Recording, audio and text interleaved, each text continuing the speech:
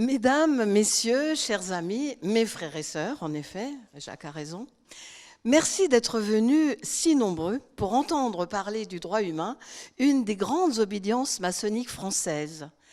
Et je vais vous parler aujourd'hui géographie, diversité, symbolisme, histoire et plus. Dans le contexte actuel, nous avons besoin plus que jamais d'espérance, d'optimisme et d'utopie. Aujourd'hui, hier, demain, à chaque heure du jour et de la nuit, quelque part dans le monde, de Montréal à Yaoundé, de Reykjavik à Belgrade, de Sydney à Durban, de Tahiti à Paris, j'ai le plaisir de savoir qu'il y a des frères et sœurs de l'ordre maçonnique mixte international Le Droit Humain, c'est le titre complet, des frères et sœurs qui se réunissent dans la discrétion de leur temple maçonnique. Les membres du droit humain à travers le monde se sentent ainsi liés en permanence, quotidiennement, à une fraternité universelle. En soirée, en journée, en semaine ou le week-end, mes frères et sœurs rejoignent leur temple cossu, ou plus modeste, parfois fait de briques et de brocs qu'ils ont aménagés avec cœur, de manière pérenne ou plus provisoire, dans un hôtel bourgeois de centre-ville à la façade maçonnique assumée, dans la maison très discrète d'une zone industrielle et que personne n'a remarqué, dans une ancienne salle de cinéma ou un vieux dancing reconverti en temple, ou encore dans la grange ou dans le jardin d'un de leurs membres pour une cérémonie extérieure. Dans une grotte, c'est arrivé déjà aussi, dans une salle culturelle louée pour l'occasion. Alors, ils y viennent, tels des ouvriers, avec une caisse à outils symboliques bien sûr, pour construire au fil de leur parcours initiatique ce que nous appelons leur temple intérieur, un édifice personnel très intime, aux fondations solides et au contenu qui se charge au fur et à mesure des réunions.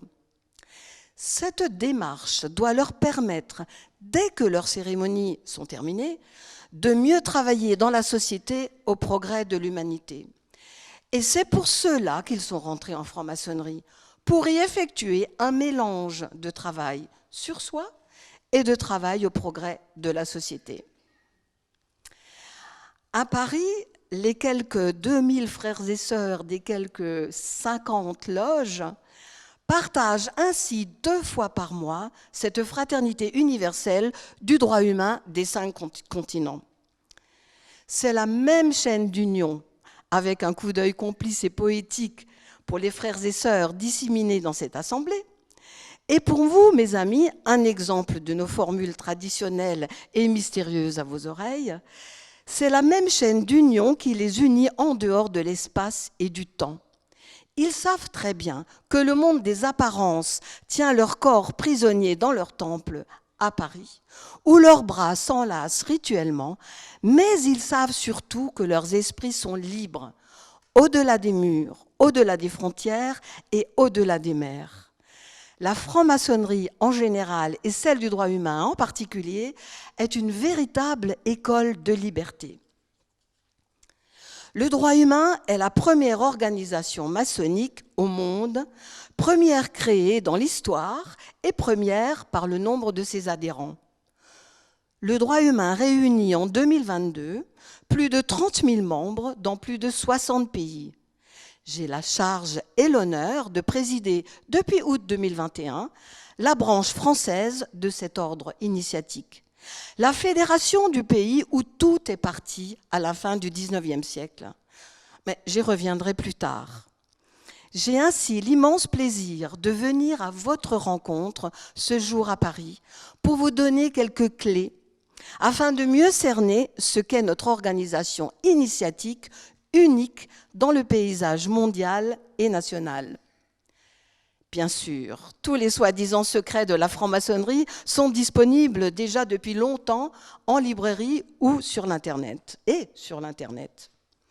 Mais comme l'époque est à nouveau propice aux fake news, Alain Fox et autres âneries sur la franc-maçonnerie circulant sur Facebook, YouTube, Twitter et TikTok, il est de mon devoir de vous éclairer en toute transparence et vérité sur la réalité de notre vécu maçonnique. Parlons alors de la franc-maçonnerie du droit humain au XXIe siècle.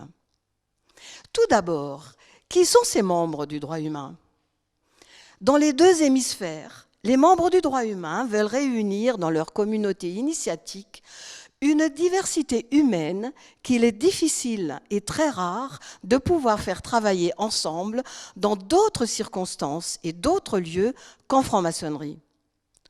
Nos loges sont alors des communautés de jeunes adultes ou déjà retraités, de personnes de toutes couleurs de peau et de cheveux.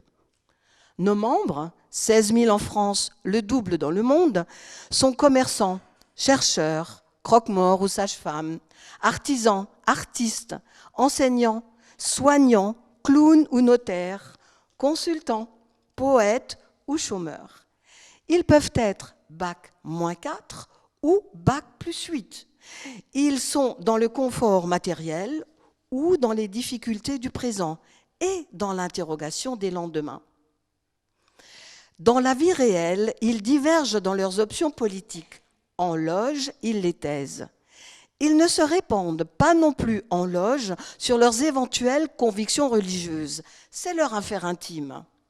Dans le temple, en loge, voisins de chaises en toute égalité, ils peuvent être célèbres ou d'illustres inconnus et se tutoient dès la première minute. Ils composent leur chemin de vie avec leur santé éclatante ou leurs handicaps divers. Ce sont des hommes, des femmes, mais aussi parfois des personnes intersexes ou qui se vivent comme non-binaires. Ils sont chauves, permanentés ou ont des cheveux rouges et des piercings. Ils peuvent être tatoués ou cravatés ou les deux à la fois. Ils ont pour passion personnelle la philatélie, les orchidées, les chats sacrés de Birmanie, Mozart, l'art guatémaltèque, les voitures anciennes ou leurs petits-enfants. Ils viennent en loge dans leurs beaux habits du dimanche ou en jean basket. Durant les agapes, nos repas qui suivent les travaux, ils partagent un moment de pure convivialité à la même table, qu'ils soient omnivores ou véganes militants.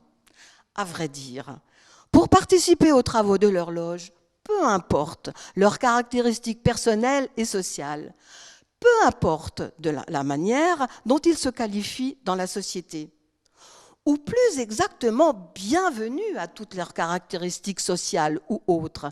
C'est une chance, notre maçonnerie permet de les réunir. Ces différences sont source de diversité des approches pour mieux tenir compte de la complexité des conditions humaines et d'y réfléchir.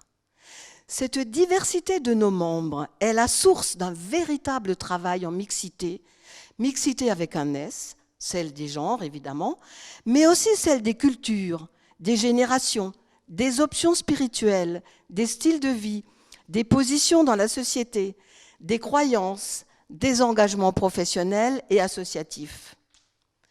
Connaissez-vous d'autres lieux qui réunissent sur la durée autant de gens venus d'horizons différents autour d'une démarche commune? À part la franc-maçonnerie du droit humain, moi, je n'en connais aucune. Les membres du droit humain ne se définissent pas et ne réfléchissent pas en loge uniquement par leur qualité sociale.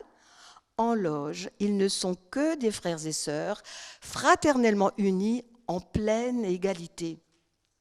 Ils font de leur mieux pour laisser en dehors du temple et des travaux maçonniques tous leurs conditionnements sociaux, leurs formatages intellectuels, leurs tics de langage personnel, leurs idées toutes faites, propres à leur milieu et à leur éducation, pour ne plus laisser résonner et parler que leur cœur et leur tête, ici et maintenant. La tâche est ardue pour s'affranchir de nos conditionnements divers, mais le rituel maçonnique permet justement cela, et il vise précisément cela. Grâce à nos rituels initiatiques, étape après étape, nos membres apprennent ainsi à gagner de plus en plus de liberté de pensée et dans le plus grand respect de la liberté absolue de conscience de chacun. Cette liberté de pensée et le respect de la pensée d'autrui sont d'autant plus impératifs que le droit humain ne professe aucun dogme. Il refuse tout dogmatisme, c'est-à-dire toute idée présentée comme une vérité absolue, définitive et non discutable. Sous toutes les latitudes, l'idéal, l'aspiration et l'utopie des francs-maçons du droit humain est la même. Je cite, « En proclamant le droit humain, l'ordre veut que les êtres humains viennent sur toute la terre à bénéficier d'une façon égale de la justice sociale dans une humanité organisée en société libre et fraternelle. » C'est précisément l'article 1 de notre Constitution internationale, le livret qui se trouve sur tous les autels de nos loges, l'autel sur lequel nous prêtons tous nos serments. Alors c'est une édition un petit peu plus récente que celle qui est dans le diaporama. Les francs-maçons du droit humain, fraternellement unis dans leur diversité, je cite, travaillent à concrétiser les principes de liberté, d'égalité et de fraternité et à réaliser pour tous les êtres humains le maximum de développement moral, intellectuel et spirituel, condition première du bonheur qu'il est possible à chaque individu d'atteindre dans une humanité fraternellement organisée. Et c'est l'article 3 donc de notre Constitution. Je continue, l'article 3. Dans ses actions, l'ordre vise à assurer l'harmonie entre les êtres humains et la nature dans son ensemble, harmonie essentielle pour notre vie et celle de nos descendants. Fin de citation. À ma connaissance, le droit humain est la première, sinon la seule des grandes obédiences a pleinement et aussi clairement intégré dans ses textes officiels une exigence environnementale qui oriente ainsi le travail de ses membres. Voilà donc le but de la franc-maçonnerie du droit humain et il n'y en a pas d'autre. Reconnaissons quand même qu'il est ambitieux, voire vertigineux. Sommes-nous alors de doux rêveurs, des utopistes? Oui. Et alors? Des utopistes progressistes ont fait avancer le monde. Je cite Victor Hugo dans Les Misérables. L'utopie est la vérité de demain. Vous connaissez maintenant en toute transparence la nôtre. Comme toutes les associations de loi 1901 de ce pays, nos statuts, notre constitution sont déclarés et accessibles à la préfecture de police. Rien à cacher. Ainsi, notre franc-maçonnerie du droit humain a un caractère politique au sens le plus noble du terme, ou plus exactement un caractère métapolitique qui se situe au-delà des affaires publiques, car nous portons une vision du monde, un projet de société que nous souhaitons voir advenir, celui de la justice sociale dans une humanité organisée, en société libre et fraternelle, le tout en harmonie avec la nature. Alors, pour atteindre ce but et donner corps à cette utopie dans le réel, il nous faut une méthode rigoureuse. Et c'est là qu'intervient la dimension initiatique et symbolique de notre organisation. Comme la tâche est immense, il nous faut commencer avec modestie, petit caillou après petit caillou, pierre après pierre. Nous avons la conviction qu'il est impossible d'améliorer l'humanité si nous ne commençons pas tout d'abord à nous améliorer nous-mêmes, individuellement. Par l'exemplarité que nous visons dans nos idéaux et nos comportements, nous espérons inspirer notre entourage familial, amical, professionnel, associatif, voire nos responsables publics. Pour cela, nos prédécesseurs initiés nous ont légué une méthode, un savoir-faire. Ils nous ont précisément légué un rite qui, depuis sa création au début du XIXe siècle, a fait la preuve de son universalisme pour pouvoir être utilisé dans le monde entier et par la grande diversité de nos membres. Ce rite agrège des éléments de nombreuses écoles initiatiques et ésotériques ayant ponctué la longue histoire de l'humanité. Les mystères antiques venus d'Orient et de Grèce, l'alchimie, le compagnonnage, la kabbale, la chevalerie, la rose-croix, et tant d'autres voies encore qui enrichissent et complètent l'idée initiale et centrale de Socrate « Connais-toi toi-même ». Se connaître soi-même, voilà une immense tâche à accomplir avant d'avoir la prétention de pouvoir changer le monde. Ce rite agrège également certains corpus de sagesse universelle venant de traditions religieuses, mais aussi de divers mouvements philosophiques. Tout cela compose notre humanisme qui met l'humain au cœur de notre démarche. Ces rituels sont certes disponibles depuis longtemps sur le net. Cherche et tu trouveras, nous dit l'un des rituels. Mais leur sens ne peut être compris qu'en les vivant soi-même, lors de nos tenues. Dans les livres, les rituels sont bien secs, voire incompréhensibles. Mais dans nos temples, ils prennent toute leur saveur et tout leur sens. Les tenues auxquelles nous nous engageons d'assister 2 fois par mois sont des réunions quasi théâtralisées où chacun joue un rôle, remplit une fonction originale, se plie à des manières de parler et de se tenir. C'est précisément cela la nature de notre secret maçonnique, la théâtralisation et la mise en scène de nos rituels accessibles à tous les curieux. Une tenue réussie relève d'un art complet, un art royal, disent certains.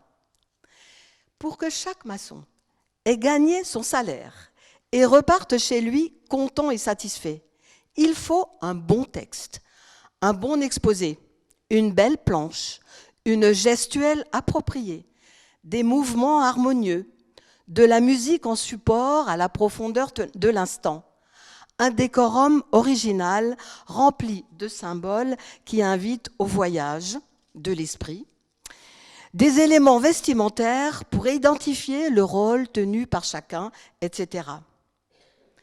Bien exécuté par le Collège des officiers, sous la présidence du vénérable maître, le président de l'atelier, une tenue peut alors devenir un moment de pure grâce, un espace-temps très particulier, d'une grande poésie, où l'imaginaire peut se déployer, la pensée s'exprimer librement et la fraternité se vivre intensément. Tout au long de sa démarche maçonnique, qui peut durer toute une vie, en accédant à chaque degré de notre rite, qui compte 33 étapes, à chaque nouvelle étape, à chaque nouvelle marche de l'escalier initiatique, le franc-maçon se voit donner à découvrir un nouveau rituel dans lequel il va être acteur d'une nouvelle cérémonie. Tel un nouvel acte d'une longue, très longue pièce de théâtre, chacune de ces nouvelles cérémonies apporte son lot de nouvelles histoires symboliques, avec de nouveaux personnages, de nouveaux rebondissements, de nouvelles surprises, qui offrent autant de nouvelles pistes de réflexion. Le scénario en 33 actes de notre rite est d'une grande imagination et d'une grande profondeur. C'est un véritable livre de sagesse. Mais je précise que l'efficacité initiatique de nos rituels ne peut être gagnée que s'il provoque un effet de surprise sur celui qui le vit pour la première fois. Et il est alors hors de question, par respect pour la progression personnelle de nos membres, qu'ils ne le découvrent en préalable dans une émission de télé ou sur une vidéo qui circulerait sur YouTube. Au même titre qu'il ne nous viendrait pas à l'idée de dévoiler le contenu précis et surtout la fin d'un film à un ami avant qu'il n'aille le voir lui-même.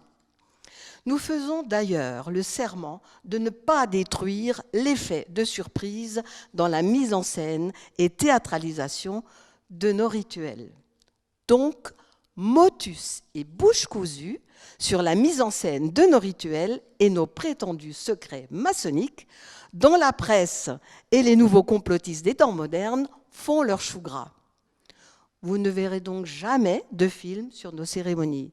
Le secret est aussi simple que ça, c'est une démarche de respect. L'autre secret concerne l'interdiction de dévoiler l'appartenance de nos membres à notre organisation sans leur consentement. Et c'est bien la moindre des choses. Dans cette assemblée, il y a des personnes que vous connaissez, mais vous ne savez pas s'ils sont francs-maçons ou pas.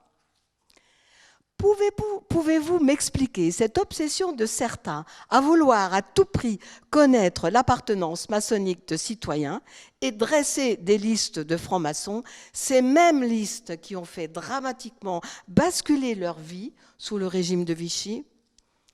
Il ne me viendrait pour ma part jamais à l'idée de demander à un membre d'une association, une équipe de rugby, un club de majorette, une ONG, un parti politique, une association paroissiale, de me donner la liste et l'identité de ses membres. L'appartenance associative dont nous jouissons tous et pour laquelle tant de démocrates, dont beaucoup de francs-maçons, se sont battus, cette liberté d'appartenance relève de la vie privée. Rajoutons que la démocratie est indissociable de l'idée de secret et du respect de l'intimité. Je pense au secret de l'isoloir qui permet la liberté de vote, à la protection des correspondances et des courriers qui permet la libre circulation des idées, à la protection du domicile personnel qui permet de préserver l'intimité des foyers. Les premières mesures prises par les régimes autoritaires ou dictatoriaux sont toujours de vouloir rentrer dans l'intimité des personnes et connaître les détails de leur vie personnelle et intellectuelle. Nos frères et sœurs de notre loge pionnière de Moscou en savent quelque chose. La démocratie exige que chacun puisse cultiver son jardin secret, en secret pour ceux qui le désirent. C'est le b.a.-ba de la démocratie qui ne peut en aucun cas s'accommoder d'une complète transparence des individus. Nos loges, c'est-à-dire nos réunions, l'endroit où nous nous réunissons et nos réunions, sont des écoles, on y réfléchit, et des laboratoires d'un idéal. On y travaille pour un idéal que nous voulons rendre tangible dans la société. Dans nos temples laboratoires, nous nous efforçons, grâce à nos rituels, à vivre concrètement notre utopie dans l'espoir que ce que nous avons appris à accomplir durant les tenues puisse ensuite devenir réalité dans la société. Et on se dit que si nous y parvenons en loge 2 fois par mois, il n'y a objectivement pas de raison que nous n'y arrivions pas un jour dans la société. Oui, nous sommes des utopistes. Et alors? Quelles sont alors nos utopies en mouvement?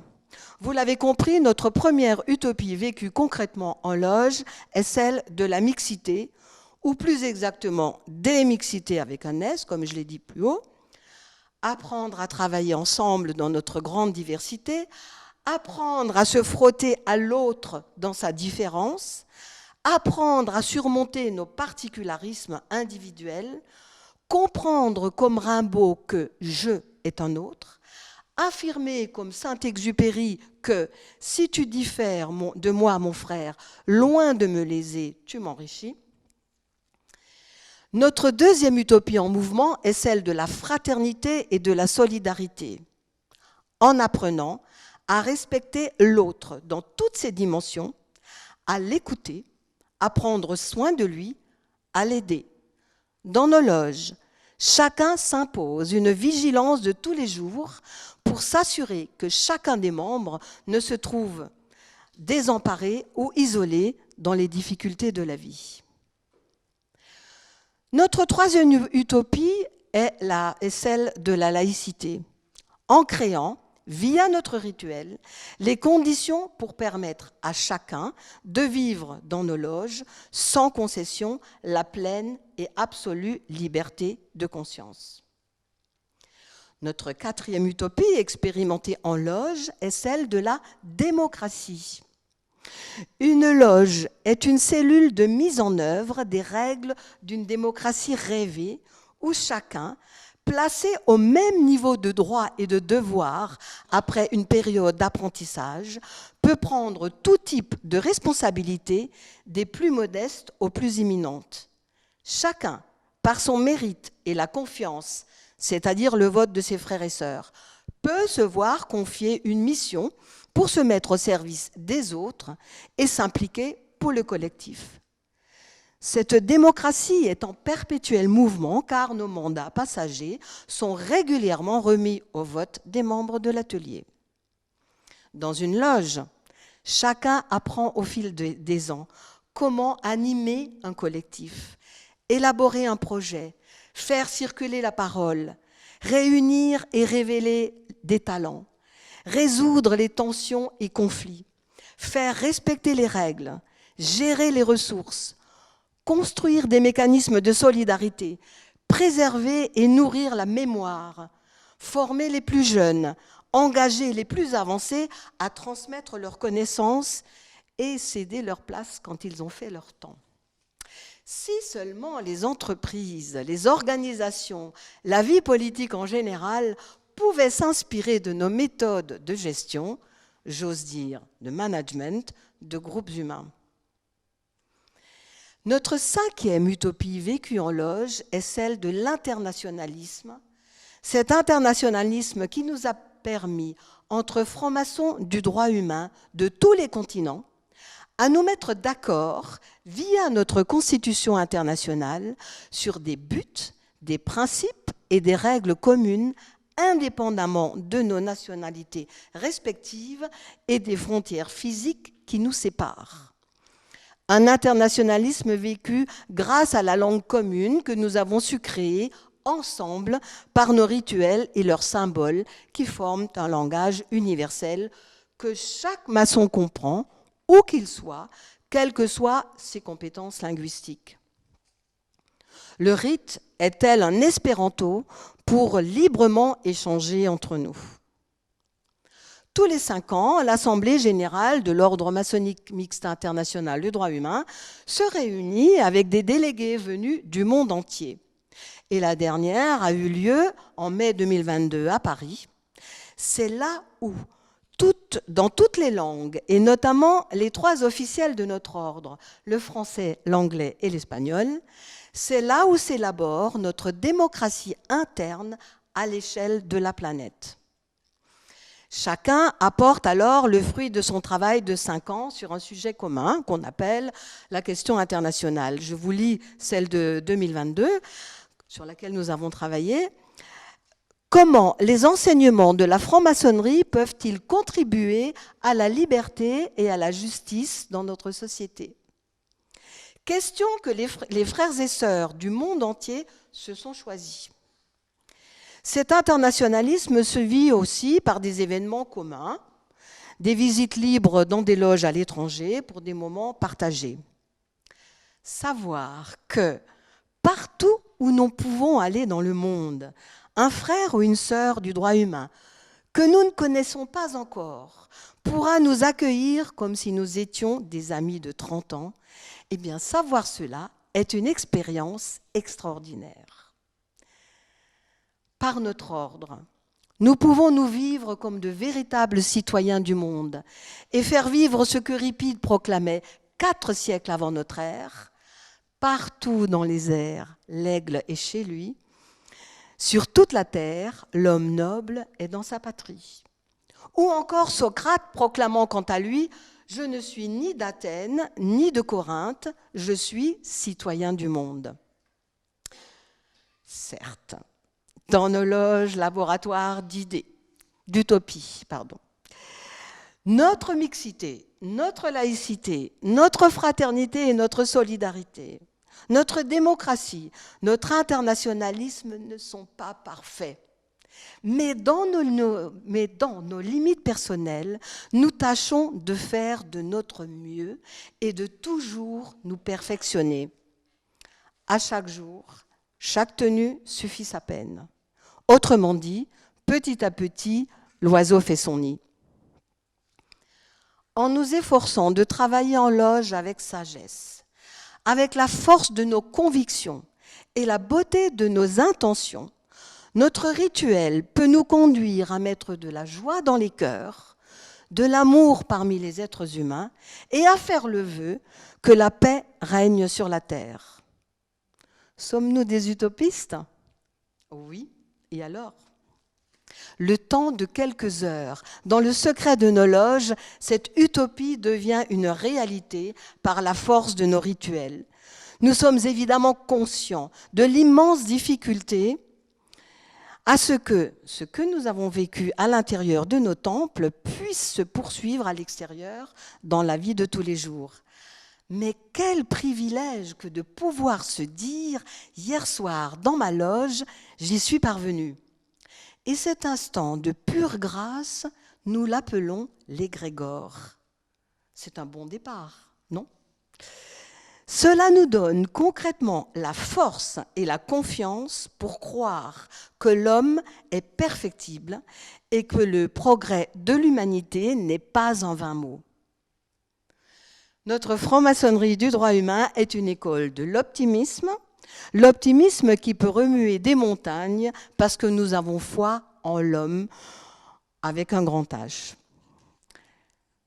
De ces loges, laboratoires d'utopie, chaque franc-maçon du droit humain va s'emparer de quelques idées nouvelles et réflexions originales et les faire vivre à sa manière, à son rythme, dans ses entourages respectifs, sans forcément dire à son environnement personnel que ces idées sont en partie le fruit d'une longue maturation de conversations initiées en loge. Nos réflexions collectives prennent aussi la forme de publications que la Fédération française du droit humain offre aux soins de tout un chacun qui veut bien s'en emparer. Ces publications sont aisément accessibles en quelques clics sur notre site internet ou en librairie. Elles traitent de bioéthique, de problématiques européennes, de perspectives sociétales, de laïcité, d'histoire, des droits de l'homme, etc. Elles sont notre contribution au débat public, et je vous cite en vrac quelques thèmes de ces publications. À quelles conditions peut-on ou doit-on obéir aux lois ? Quelle réponse apporter au comportement d'incivilité ? Mimétisme de la pensée et du comportement face aux médias. L'intelligence artificielle, risques et opportunités. L'évolution des structures familiales. Les nanotechnologies. La médecine du cerveau à la croisée des chemins entre corps et pensée. Quels enjeux éthiques ? Risques et dérives des tests génétiques disponibles sur Internet. Comment lutter contre les radicalisations ? Comment penser la laïcité en Europe ? Islam et laïcité. Bien vieillir. La fin de vie en ce moment, par la commission bioéthique. Maintenant, par la diversité, la mixité, le cosmopolitisme et le progressisme que nous incarnons, il est clair que les francs-maçons du droit humain sont de vrais originaux dans le paysage maçonnique national et mondial. En quoi sommes-nous si singuliers ?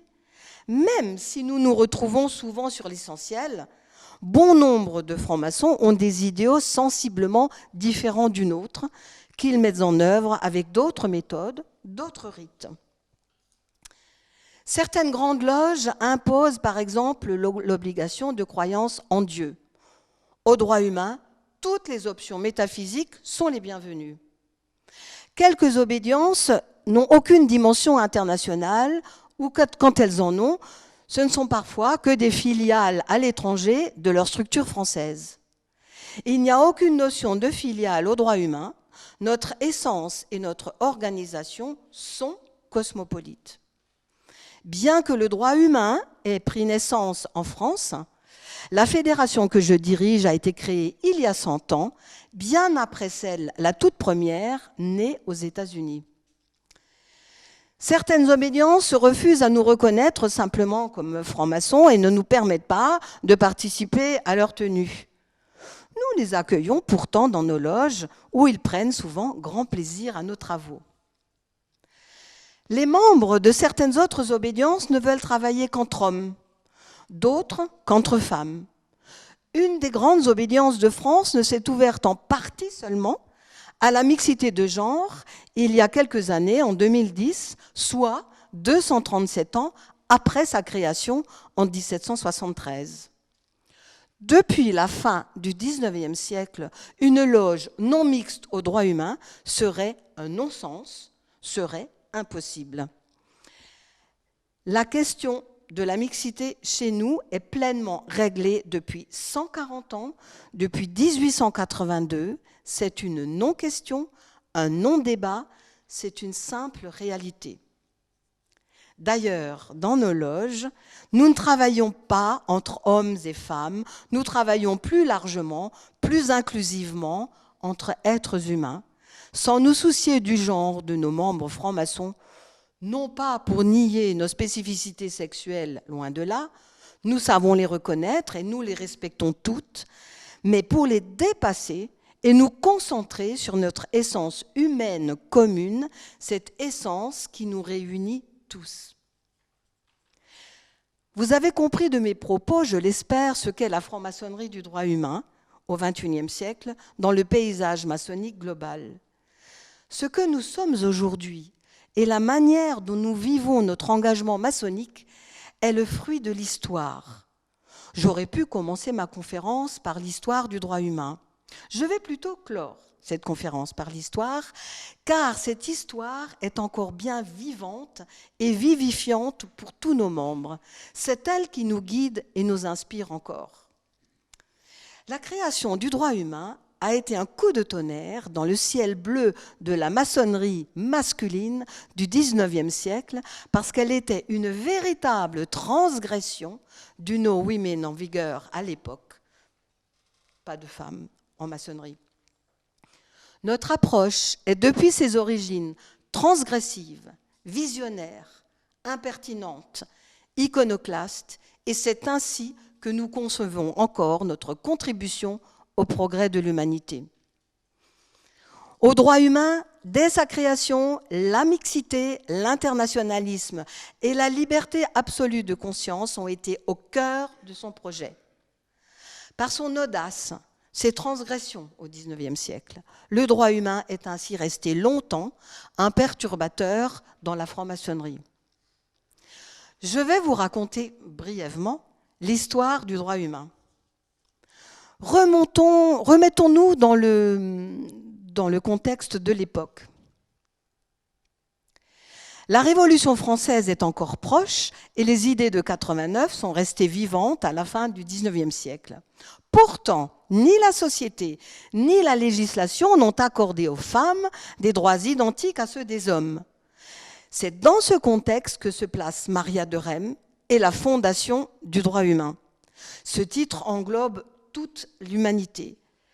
Dans le Code civil de 1804, je cite, « La femme est une mineure placée sous l'autorité du mari ».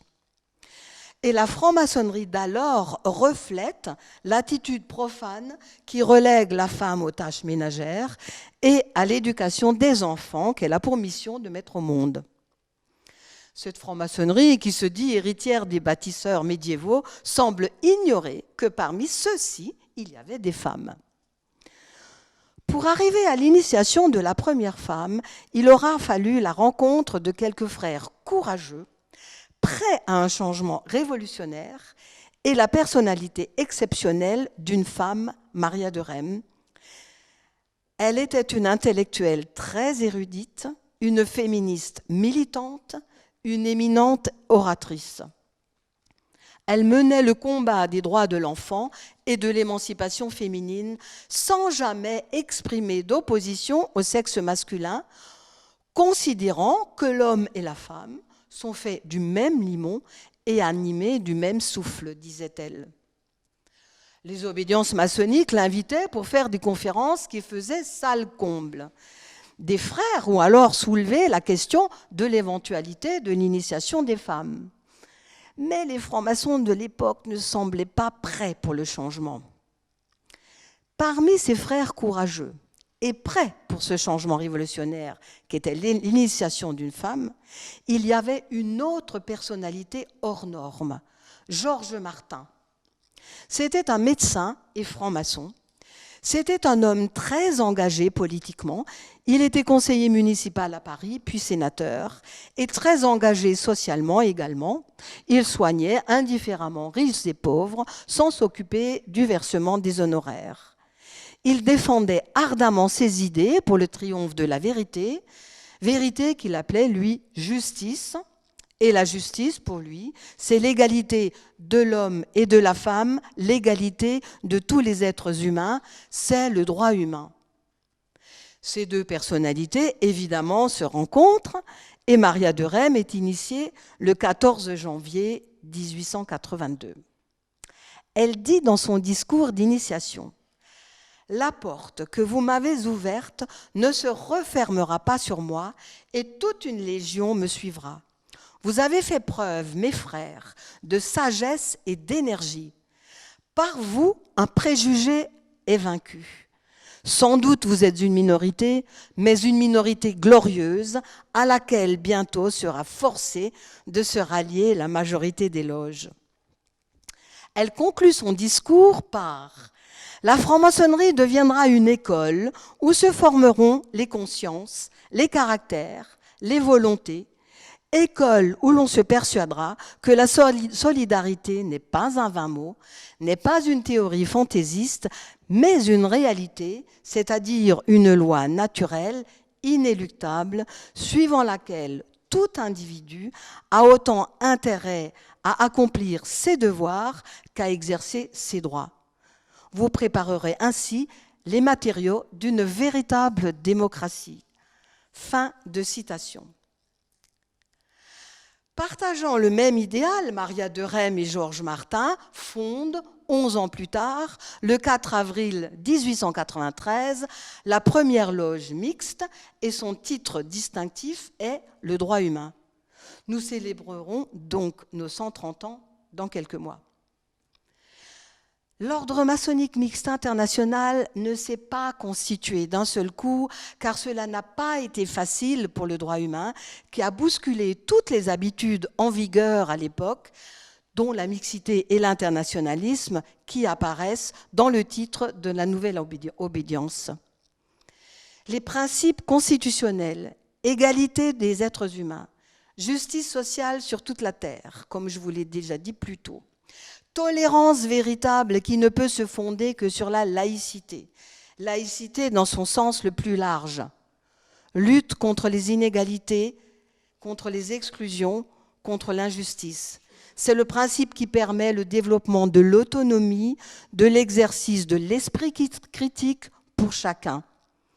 La laïcité garantit la neutralité de l'État afin qu'il respecte les origines, les cultures, les religions et les valeurs de chacun sans accorder de privilèges à aucune d'entre elles. En résumé, notre histoire est une histoire de courage, de radicalité et de transgression. Pour conclure, je dirais qu'après avoir souligné notre spécificité, je voudrais néanmoins dire que la diversité du paysage maçonnique français permet à celui ou à celle qui souhaite entrer en franc-maçonnerie de trouver ce qui convient le mieux à sa sensibilité. Et j'espère, chers amis, que j'ai pu un peu éclairer votre lanterne sur qu'est le droit humain. Il y a encore tant de choses à dire, bien sûr, mais je vous laisse les découvrir quand vous nous rejoindrez et vous verrez qu'au fur et à mesure que vous ouvrirez des portes, d'autres portes s'ouvriront encore, et ainsi de suite. C'est une quête sans fin, stimulante, passionnante, exaltante, dont on ne peut pas se lasser. J'ai dit.